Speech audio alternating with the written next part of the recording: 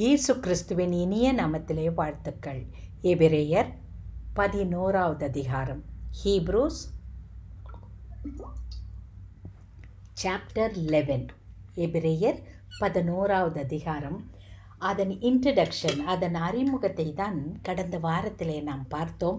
அதை தொடர்ந்து பார்த்து முதல் வசனத்திலிருந்து நாம் தேவனுடைய சந்நிதியிலிருந்து அவற்றை தியானம் செய்து தேவன் நமக்கு என்ன சொல்லிக் கொடுக்கிறார் என்பதை அறிந்து கொள்வோம். கண்களை மூடி ஜெபிக்கலாமா?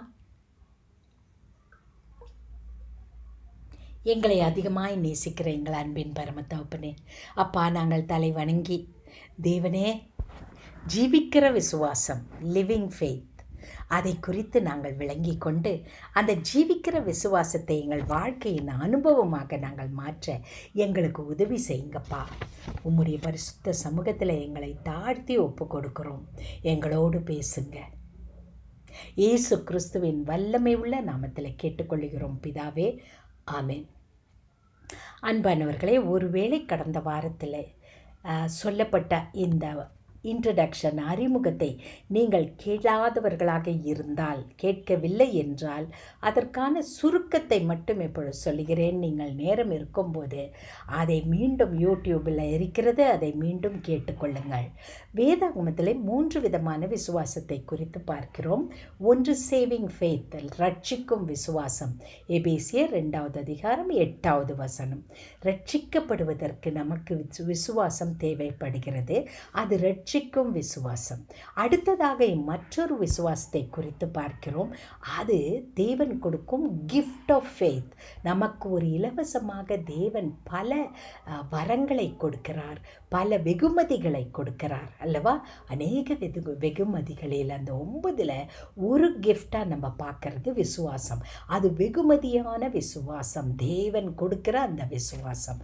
அதை 1 கொரிந்தியர் 12வது அதிகாரம் 9வது வசனத்தில் நாம் பார்த்தோம். எழுதி வைத்து கொள்ளுங்கள். இதை தியானித்திருப்பீர்கள் என்று நம்புகிறேன். அடுத்ததாக வருவது லிவிங் ஃபெய்த். எபிரேயர் 11வது அதிகாரத்தில் நாம் படிப்பது லிவிங் ஃபெய்த். லிவிங் ஃபெய்த் என்பது ஜீவிக்கும் விசுவாசம், ஜீவிக்கிற விசுவாசம், ஜீவனுள்ள விசுவாசம். ஜீவனுள்ள விசுவாசம் என்றால் என்ன தெரியுமா? இட் இஸ் நாட் விசுவாசம் எனக்கு இருக்கிறது என்பதின் மேல் வைக்கிற விசுவாசம் இல்லை, நடக்க போகிற செயல்களை பார்த்து வைக்கிற விசுவாசம் இல்லை. இந்த விசுவாசமானது தேவன் பேரிலே நான் வைத்திருக்கிற விசுவாசம். தேவன் பேரிலே நான் வைத்திருக்கிற விசுவாசம் என்றால் அர்த்தம் என்ன?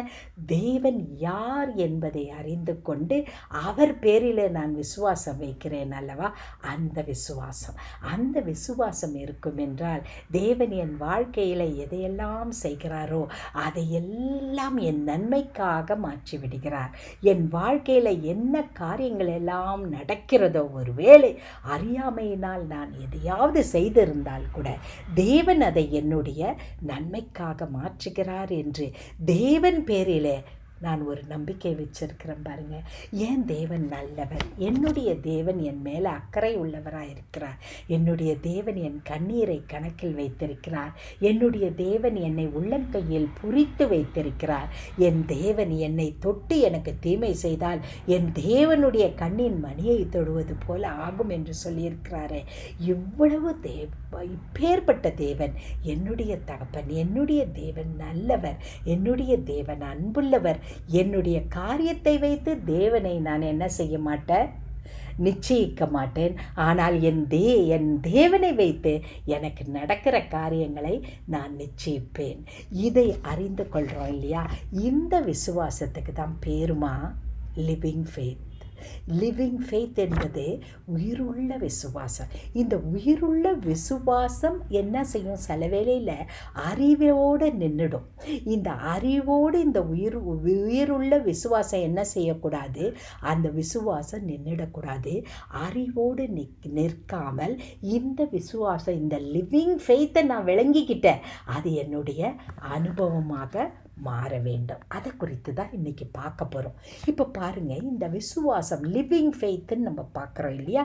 இந்த லிவிங் ஃபெய்த்தில் 3 முக்கியமான காரியங்களை உங்களுக்கு நான் சொல்லி கொடுக்க போகிறேன். இதில் எல்லா வசனங்களையும் நான் எபிரேயர் 11வது அதிகாரத்திலிருந்து எடுத்து சொல்கிறேன். நீங்கள் வேதாகமத்தை திறந்து வைத்து கொள்ளுங்க.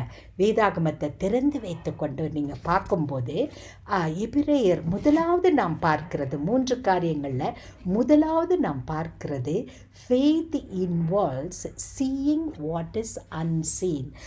விசுவாசம் என்பது எதை அடிப்படையாக கொண்டு இருக்கிறது என்றால் பார்க்க முடியாததை பார்ப்பது.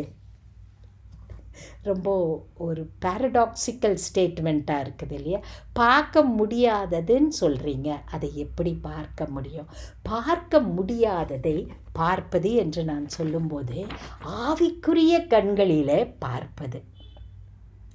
ஸோ விசுவாசம் என்பது நல்லா கவனிங்க. இதை கவனிக்கும்போது இந்த லிவிங் ஃபெய்த் நம்ம அறிவோடு நிற்காது. லிவிங் ஃபெய்த் நம்முடைய அனுபவம் ஆகிடும்.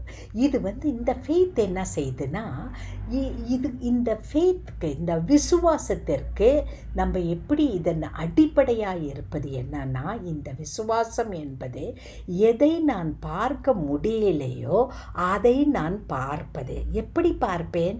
என்னுடைய ஆவிக்குரிய கண்களில் பார்ப்பேன். So this sight is not my worldly physical eyesight, it is spiritual sight. இதுதான் நம்ம 11வது அதிகாரத்தில் 9 முறை அவர் திரும்ப திரும்ப சொல்கிறாரு. நான் வாசிக்கிறேன், நீங்களும் உங்கள் வேத புத்தகத்தை திறந்து வைத்து கொள்ளுங்க. திறந்து வைத்துக்கொண்டு நான் வாசிக்கிற வசனங்களை நீங்கள் கவனிங்க. இதை நீங்கள் கவனிக்கும் போது தான் இது எவ்வளவு உண்மை நான் சொல்கிறதுன்றது உங்களுக்கு விளங்கும். ஏன்னா வேதாகமத்தின் அடிப்படையில் தான் நான் இப்போது விசுவாசம், லிவிங் ஃபெய்த், ஜீவனுள்ள விசுவாசம் என்பது என்ன என்பதை உங்களுக்கு சொல்கிறேன். 11வது அதிகாரத்தில் முதல்ல பாருங்கள், முதலாவது வசனம், விசுவாசமானது நம்பப்படுகிறவைகளின் உறுதியும் காணப்படாதவைகள். அப்போனா விசுவாசம் என்ன? நம்ம முழு கருத்தையும் நான் உங்களுக்கு அந்த முதல் வசனத்தின் முழு கருத்தையும் சொல்கிறேன். ஆனால் இப்போ முதல் பகுதியில் காணப்படாதது. அப்போ விசுவாசம் என்ன? காணப்படாதது. முதலாவது காணப்படலை, அதை நம்ம பார்க்குறோம். அதுதான் முதல் வசனம். 2வது வசனம் பாருங்கள், 3வது வசனம். 2வது காரியத்தில் நீங்கள் பார்க்கும்போது இதில் எல்லாவற்றிலும் நான் அந்த பார்வை, சீயிங் ஐ குறித்து நம்ம பார்ப்போம். 9 முறை இதை திரும்ப திரும்ப சொல்கிறாரு. விசுவாசத்திலே நாம் உலகங்கள் தேவனுடைய வார்த்தையினால் உண்டாக்கப்பட்டது என்றும் இவ்விதமாய் காணப்படுகிறவைகள், பாருங்க, பார்க்குறத குறித்தே வருது. இங்கே காணப்படுகிறவைகள் தோன்றப்படுகிறவைகளால் உண்டாக்கப்படவில்லை. காணப்படுகிற எதை பார்க்குறோமோ, மரத்தை பார்க்குறோமா, அது முன்னால் இல்லாத ஒன்றுனால உண்டாக்கப்பட்டது. அப்படின்னா அந்த க்ரியேஷன்னு பார்க்கும்போதே அங்கே என்ன செஞ்சிருது? விசுவாசம் வருது. 3வது வசனத்தில் வந்துருச்சா? இப்போ அடுத்தது வாங்க, 7வது வசனத்துக்கு வாங்க. 7வது வசனத்தில் நீங்கள் பார்க்கும்போது வேத புத்தகத்தை திறந்து வைத்து கொள்ளுங்க. அந்த அங்கே பார்க்கும்போது இந்த இடத்துலையும் பார்க்குறத குறித்து வரும் வசனம். 7வது வசனம், 6, அடுத்தது 7வது வசனம், விசுவாசத்தினாலே நோவா தற்காலத்திலே காணாதவைகளை, திருப்பி வந்துருச்சா? காணாதவைகள் குறித்து வச்சுக்கோங்க. 10வது வசனத்துக்கு வாங்க உங்கள் புக்கில். ஏனெனில் தேவன் தாமே அங்கே போட்டிருக்கிறாரு பாருங்கள், தேவன் தாமே கட்டி உண்டாக்கின அஸ்திபாரங் நகரத்துக்கு அவன் காத்திருந்தான். இப்போ 10வது வசனம் கொஞ்சம் இந்த இடத்துல அந்த இடத்துல நீங்கள் மாற்றி பார்க்கும்போது பார்க்காததுன்னு வரும். அதுக்கு அடுத்தது இந்த வேத வசனத்தில் அது கொஞ்சம் மாறி இருந்தால் அதை திருத்தி படிச்சுக்கோங்க. 13வது வசனத்துக்கு நீங்கள் திரும்பி வரும்போது, இவர்கள் எல்லாரும் வாக்குத்தத்தம் பட்டணத்தை அடையாமல் தூரத்திலே அவைகளை கண்டு, அப்போ பார்க்குறது இங்கே வந்துருச்சு பாருங்கள். தூரத்தில் என்ன செய்கிறாங்க? அவைகளை காண்கிறாங்க. அப்போனா காணாமல் இருக்கிறது, தூரத்தில் அவர்களை காண்றது, எல்லாம் பார்க்குறதை குறித்து பேசிகிட்டே இருக்குது. 14வது வசனத்துக்கு நீங்கள் வரும்போது, சுயதேசத்தை நாடி போகிறோம் என்று தெரியப்படுற இப்படி அறிக்கையிடுகிறவர்கள் தேசத்தை நாடிக்கு போகிறோம் என்று அறிக்கையிடுகிறார்கள். தாங்கள் விட்டு வந்த தேசத்தை நினைத்தார்கள் என்றால் திரும்பி போயிருக்கோமா. இந்த இடத்துலையும் நீங்கள் மூல பாஷையில் சில இடங்களில் நமக்கு அந்த வார்த்தை வரல, அந்த மூல பாஷையில் வரும்போதும் சில வேதாகம மொழிபெயர்ப்பிலும் இதை பார்ப்போம்.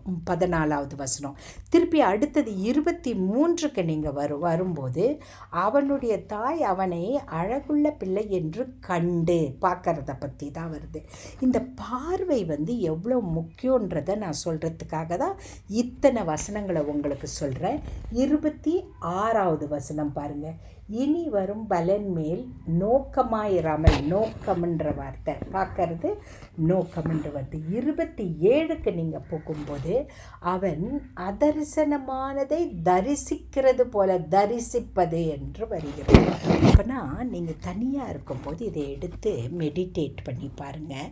விசுவாசம் என்பது என்னன்றதை நம்ம விளங்கிக்கணும்னா, it is connected with seeing.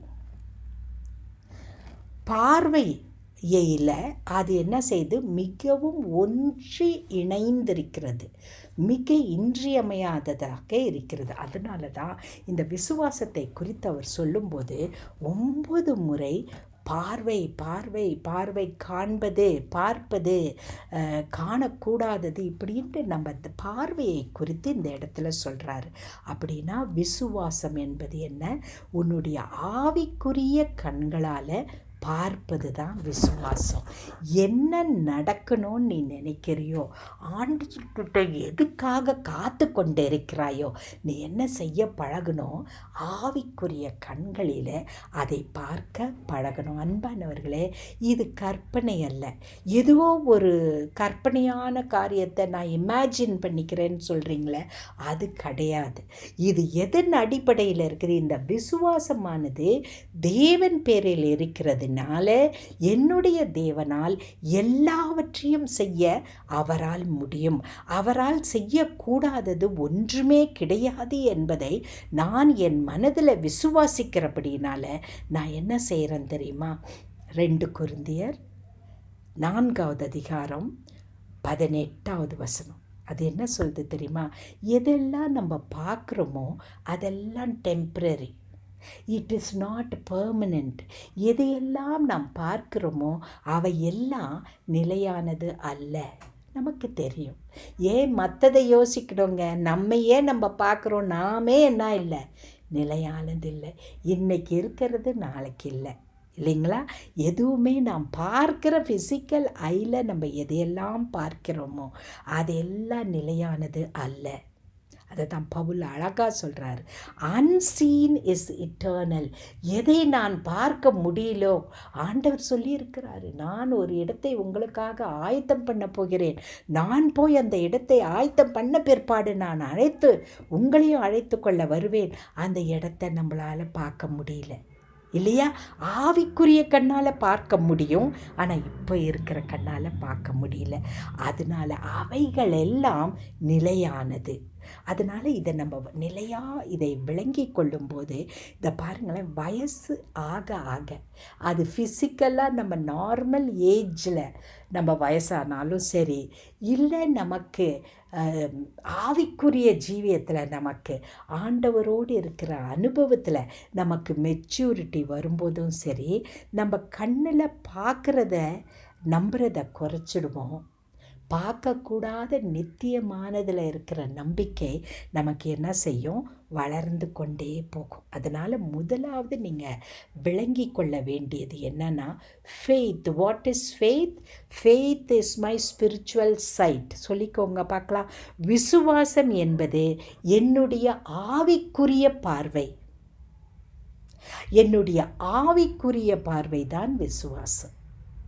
சரீரத்தில் அதை பார்க்க முடியாமல் இருக்கலாம், ஆனால் என் தேவன் யார் என்பது எனக்கு தெரிகிறபடியினால் என் ஆவிக்குரிய பார்வையில் எதற்காக நான் ஜெபித்து கொண்டிருக்கிறேனோ அதை நான் என்ன செய்கிறேன்? பார்க்கிறேன். ஏன் காரியம் எதற்காக தெரியுமா? இது எல்லாம் ஆண்டவர் நமக்காக செய்து முடித்துட்டாருமா. Already he has won the victory. தேவன் வெற்றியை பெற்றுவிட்டார். நமக்கான பாவ மன்னிப்பு, பாவத்தின் மேலே வெற்றி, சாபத்தின் மேலே வெற்றி, வியாதியின் மேலே வெற்றி, கடினமான சூழ்நிலைகள் நம்மை அழிக்க வேண்டும் என்று இந்த உலகத்தின் ரீதியில் பாவமான விழுந்து போன உலகத்தில் வாழ்கிற அந்த பாவ உலகத்தில் இருக்கிற கடினமான சூழ்நிலைகள் இருக்கிறதல்லவா, அவற்றின் மேலெல்லாம் வெற்றி, மரணத்தின் மீது வெற்றி, இவை எல்லாவற்றிலும் வெற்றியை தேவன் ஏற்கனவே பெற்றுவிட்டார். அதனால் எதற்காக நாம் ஜெபித்து கொண்டிருக்கிறோமோ அந்த வெற்றியை தேவன் ஏற்கனவே சம்பாதித்து விட்டனால நம்முடைய விசுவாசத்தோடு லிவிங் ஃபெய்த் இருக்குது இல்லையா, அந்த லிவிங் ஃபெய்த்து ஆக்டிவேட் பண்ண உங்கள் ஸ்பிரிச்சுவல் ஐயில் அதை பார்க்கணும். ஆவிக்குரிய கண்ணோட்டத்தில் ஆவிக்குரிய கண்களின் மூலமாக சவால்களை எப்படி ஆண்டவர் நிறைவேற்றப் போகிறார், ஏற்கனவே நிறைவேற்றிவிட்டார், அதை நான் பெற்றுக்கொள்ளப் போகிறேன் என்பதை நம்ம பார்க்குறோம் பாருங்க. அதுதான் விசுவாசம். அது முதலாவது நம்ம பார்க்கறது. ஏன்னா விசுவாசம் என்று சொல்லுவது, விசுவாசம் நம்முடைய கண்களிலே, நாம் ஆவிக்குரிய கண்களிலே எது வருங்காலத்தில் நடக்கப் போகிறதோ அதை இப்போ பார்க்குறோம் இல்லையா, அதுதான் விசுவாசம். ரெண்டாவது பாருங்கள், விசுவாசம் என்று சொல்லுவது இட் இஸ் ஆக்ஷன். விசுவாசம் என்று சொல்லுவது ஒரு உணர்வு அல்ல. ஏதோ ஒரு உணர்ச்சி எனக்கு இருக்குது அதனால நான் செய்கிறேன்னு சொல்கிறேன், அந்த உணர்வு அல்ல. விசுவாசம் என்று சொல்லுவது செயல். It is action. எப்படி இது ஆக்ஷன் நம்ம பார்க்குறோம்? நீங்கள் பாருங்கள், முதலாவது அதிகாரத்தில் 11வது அதிகாரம் அதை தானே நம்ம பார்த்துட்ருக்குறோம். எபிரேயர் 11வது அதிகாரத்தில் 4வது வசனத்தை பாருங்கள். 4வது வசனத்தில் நம்ம என்ன போட்டிருக்குது? ஆபேல் விசுவாசத்தினால என்ன பண்ணார்? ஒரு காரியத்தை செய்தார், செலுத்தினார். He able offered. நான் அநேக காரியங்களை சொல்லலாம், இங்கே இருக்கிறதுல ஒரு சில காரியங்களை உங்களுக்கு எடுத்து காட்டுறேன். 4வது வசனத்தில் ஏபிள் ஆஃபர்ட். அப்போனா விசுவாசம் என்பது சும்மா உட்கார்ந்துட்டு இருக்கிறது இல்லை, விசுவாசம் செயலில் வெளிப்பட வேண்டும்.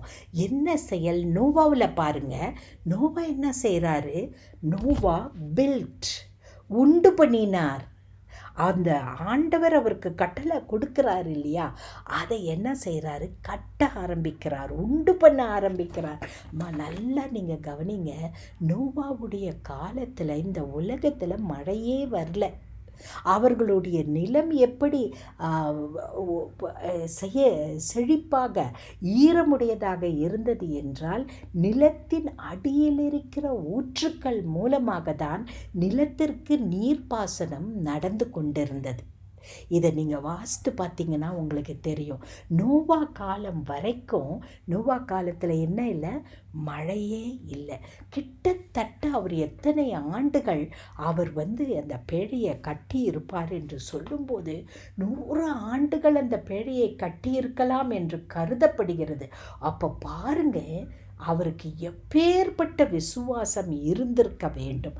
அந்த விசுவாசம் இருந்திருந்தனால அவர் என்ன சொல்கிறாரு? மழைன்னா என்னன்னே தெரியாது, நோவாவுக்கும் தெரியாது.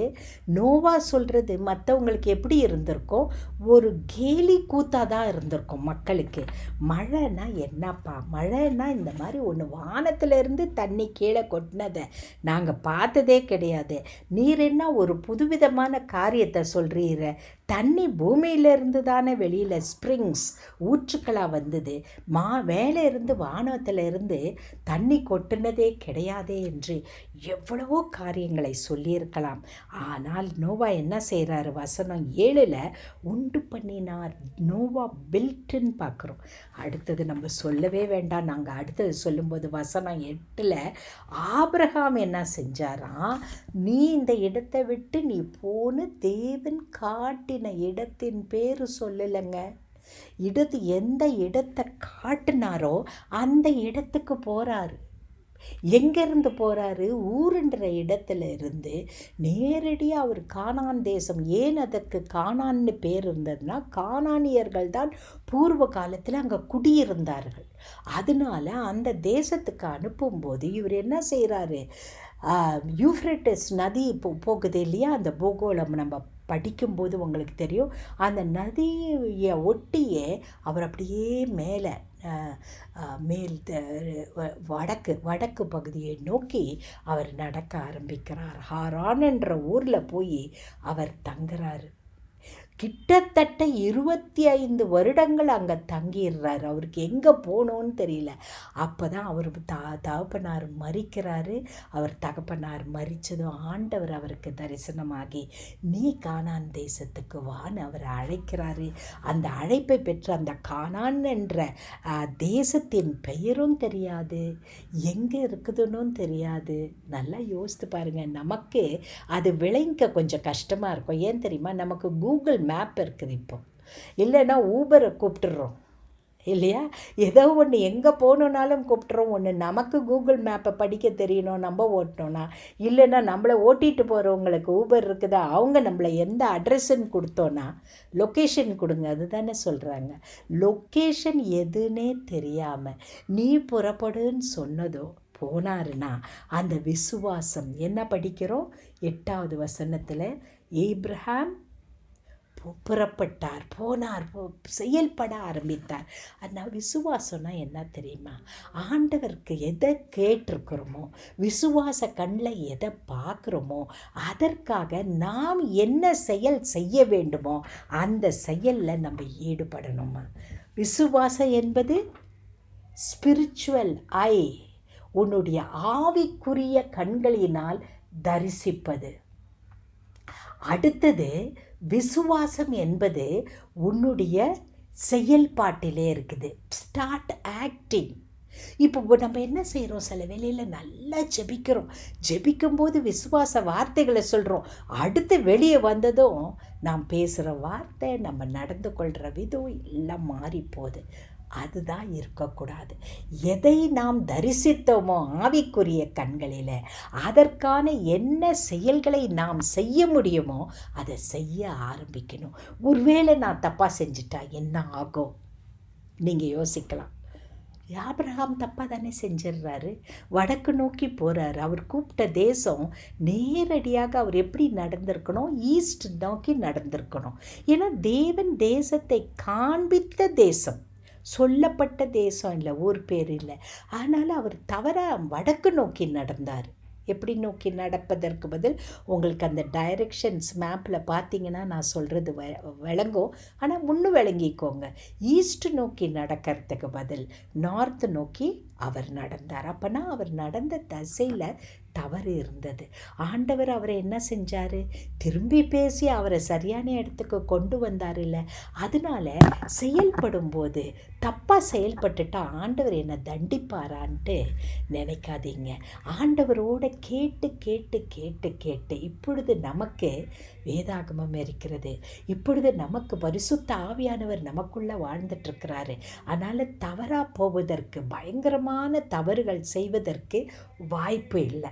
அதனால் ஆண்டவரோடு இருக்கிற உறவில் விசுவாசத்தை நீங்கள் ஆவிக்குரிய தரிசனத்தோடு நிறுத்தி விடாமல் என்ன என்னால் செய்ய முடியுமோ அதற்கான காரியத்தை என்ன செய்யுங்க? செய்ய ஆரம்பிங்க. ஆண்டவர் நிச்சயமாக என்ன செய்வார்? நமக்கு பலன் கொடுப்பார். இது நம்முடைய ஜீவிக்கிற விசுவாசத்தை நம்ம என்ன செய்ய ஆரம்பிக்கிறோம்? செயல்படுத்த ஆரம்பிக்கிற 2வது வகை. இப்போ 3வது ஃபெய்த் லெசன்ஸை நம்ம என்ன செய்யணும்? விளங்கி கொள்ளணும். விசுவாசத்தின் காரியங்களை நமக்கு விளங்கி கொள்வதற்கு நமக்கு மிக முக்கியமாக இருக்கிறது என்ன தெரியுமா? Creation, narration of creation. அப்படின்னா சிருஷ்டிக்கிற தேவன், அவர் சிருஷ்டிக்கிற அந்த விதம், அதை நம்ம விளங்கிக்கணும். சிருஷ்டிக்கிற விதத்தில் 2 வார்த்தைகளை, எபிரேய வார்த்தைகளை நாம் பார்க்குறோம். அதில் ஒன்று பாரா என்று சொல்லுவது ஏதாவது ஒன்றை ஒன்றுமில்லாத ஒன்றிலிருந்து சிருஷ்டிப்பது. பாரானா ஒன்றுமே இல்லை, கிரியேட்டிங் அவுட் ஆஃப் நத்திங், ஒன்றுமே இல்லாததிலிருந்து ஒன்றை சிருஷ்டிப்பது. அடுத்த வார்த்தை சிருஷ்டிப்பில் இன்னொரு காரியத்தை பார்க்குறோம், ஆசா. ஆசா என்பது making something with material already created. ஏதோ ஒன்றை நான் சிருஷ்டித்து விட்டார் தேவன். அந்த சிருஷ்டித்த ஒன்றிலிருந்து நாம் மற்றொன்றை உருவாக்குவது. இந்த ரெண்டு காரியத்தையும் நம்ம வழங்கிக்கிட்டோன்னா ஆண்டவர் யாருன்றது இது ஒன்றின் அடிப்படையில் நம்ம விசுவாசம் இருந்தால் போதுமா, நம்ம பயப்பட தேவையே இல்லை. இந்த விசுவாசத்தை விளங்கி கொள்வது, செயல்படுத்துவதற்கு இந்த கிரியேஷனுடைய சிருஷ்டிப்பினுடைய காரியத்தை நாம் விளங்கி கொள்ள வேண்டும். சிருஷ்டிப்பின் காரியம் என்ன? காட் யூஸ்டு 2 மெத்தட்ஸ், பரா, ஆசா. இருப்பதிலிருந்து ஒன்றை உருவாக்குவது, ஒன்றுமே இல்லாததிலிருந்து ஒன்றை சிருஷ்டிப்பது. இது இரண்டும் ஆண்டவரால் முடியும். யூனிவர்ஸை ஆண்டவர் உருவாக்கினது காட் செட் பாரா. பாரா என்ற அவுட் ஆஃப் நத்திங் யூனிவர்ஸையே உருவாக்கி இருக்கிறாரம்மா. இப்போ அவர் மேலே நம்பிக்கை வைக்கிறது, அவர் யார் என்று அவர் மேலே நம்பிக்கை வைக்கிறது, அவர் மேலே விசுவாசம் வைப்பது உங்களால் முடியுமா? So God can act in a supernatural நேச்சுரல் வே. ஒன்றுமே இருக்க வேண்டாம், ஆனால் ஆண்டவரால் அதை செயல்படுத்த முடியும். இன்னொன்று ஆசா. அவர் ஏற்கனவே இருக்கிறது, உன் கையில் சில காரியத்தை கொடுத்திருக்கிறார். நீ செய்ய வேண்டியதை அவருடைய உதவியில் நீ செய்யும்போது அதையும் ஆண்டவர் என்ன செய்கிறாரு? ஒரு உருவாக்குகிற தேவனாக இருக்கிறார். அப்போனா நீங்கள் என்ன ஞாபகம் வச்சுக்கணும் தெரியுமா? இந்த விசுவாசம் என்பது யார் பேரில் இருக்க வேண்டும்? தேவன் பேரில். அந்த தேவன் பேரில் இருக்கிற விசுவாசத்தை உறுதிப்படுத்த 2 காரியங்களை நீங்கள் ஞாபகம் வச்சுக்கோங்க. God can do out of nothing. உன்னுடைய பிரச்சனையில் இனி ஒன்றுமே செய்ய முடியாது மனுஷனால் நீ நினைக்கிற இல்லைம்மா. வருங்காலத்தை குறித்து, உன் பிள்ளைய குறித்த வருங்காலமோ, இல்லை ஒன்றை குறித்த வருங்காலமோ, இல்லை வியாதியிலிருந்து விடுதலையோ, உறவின் பிரச்சனை, இனி ஒன்றுமே செய்ய முடியாது என்று நினைக்கிற out of nothing God can. அல்லேலூயா. அது அடுத்தது என்னன்னா, ஆண்டவரால் சிருஷ்டிக்கவும் முடியும், ஆண்டவரால் உருவாக்கவும் முடியும். அதனால் கவலைப்படாதீங்க. இதை நாம் விளங்கி கொண்டோம் என்றால், என்னுடைய தேவன் சிருஷ்டிக்கிற தேவன், ஒன்றுமே இல்லை, அவரால் முடியும். அவரால் சிருஷ்டிக்கவும் முடியும், உருவாக்கவும் முடியும். Nothing is too difficult for my God. என்ன அழகான வசனம் இல்லையா? எரேமியா 32:17. Nothing is too difficult for him.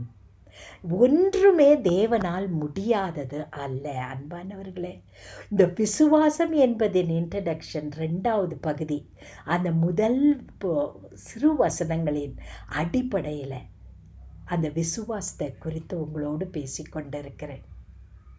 ஆண்டவர் சொல்கிறாரு, விசுவாசம் என்பது என்னன்னா, உன்னுடைய ஆவிக்குரிய கண்களிலே பார்க்க வேண்டும். விசுவாசம் என்பது உன்னுடைய செயலிலே, ஜெபத்தில் மட்டும் இல்லை, உன்னுடைய செயலிலே வெளிப்பட வேண்டும்.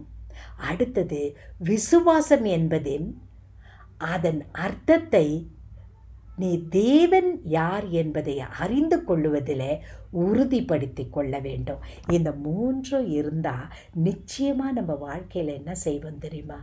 ஆண்டவர் நமக்கு விசுவாசத்தை, நம்ம ஆவிக்குரிய கண்களை திறந்துட்டு நம்முடைய செயலிலே இதை காட்டும்போது, அந்த தேவன் சிருஷ்டிப்பின் தேவன் பேரிலும் உருவாக்கிற தேவன் பேரிலும் விசுவாசம் வச்சனா, தேவனுக்கு எதுவுமே கடினம் இல்லை என்பதை நம்ம வாய்விட்டு சொல்லுவோம். அதனால்தான் எரேமியா அவ்வளவு அழகாக சொல்கிறாரு. 32:17 வசனம் எனக்கு ரொம்ப பிரியம். அது nothing is too difficult. He, the God who has created the heaven and earth with his outstretched arm, வானாதி வானத்தையும் பூமியையும் உருவாக்கிய தேவனுக்கு எதுவுமே கடினமில்லை. அதனால் நம்ம சந்தோஷத்தோடு சொல்லலாம். அதனால தான் ஆபிரகாம் என்ன செய்கிறாரு, அவர் அவருக்கு கொடுக்கப்பட்ட வாக்குத்தத்தம் நிறைவேற 25 வருடங்கள் காத்து கொண்டிருக்கிறார். அவர் என்ன செய்கிறாரு, மேலே ஹாரானுக்கு போகும்போது கிட்டத்தட்ட 1400 மைல் போயிருக்கிறாருமா நடந்து.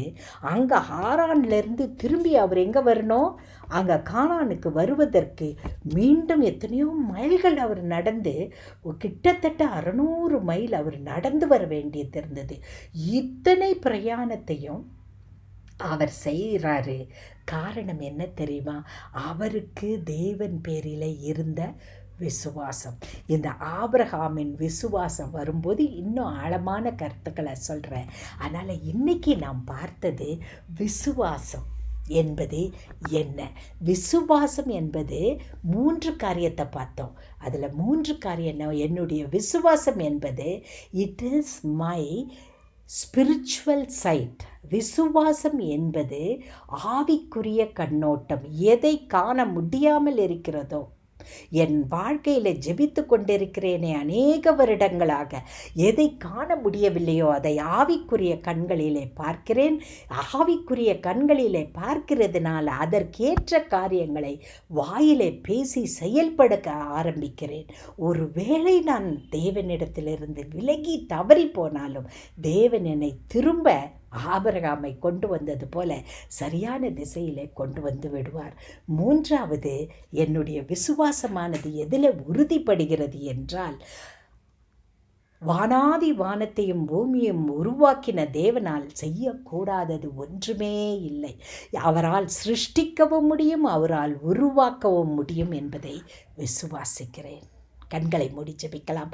அன்பின் பரம தகப்பனே, அப்பா பிதாவே, ஆண்டவரே, விசுவாசம் எதற்காக நான் ஜெபித்து கொண்டிருக்கிறேனோ அதை என்னுடைய ஆவிக்குரிய கண்களில் பார்க்கிறேன். ஆண்டவரே, நன்றி அப்பா, நன்றி அப்பா. என்னால் பார்க்க முடிகிறது, அதற்கான செயல்களை செய்யவும் என்னால் முடிகிறது. ஆண்டவரே, இதை 2ற்கும் காரணமாக அமைவது வானாதி வானத்தையும் பூமியையும் சிருஷ்டித்த உம்மால், உருவாக்கின உம்மால், ஒன்றுமில்லாமையிலிருந்து சிருஷ்டித்து, ஒன்றுமில்லாததிலிருந்து சிருஷ்டித்ததிலிருந்து உருவாக்கிய உம்மால் எல்லாம் கூடும். உம்மால் செய்யக்கூடாதது ஒன்றுமே இல்லை என்பதை விசுவாசிக்கிறேன். ஆண்டவரே, நன்றியோடு ஆவியிலே களி கூர்ந்து உமக்கு ஸ்தோத்திரம் செலுத்துகிறேன்.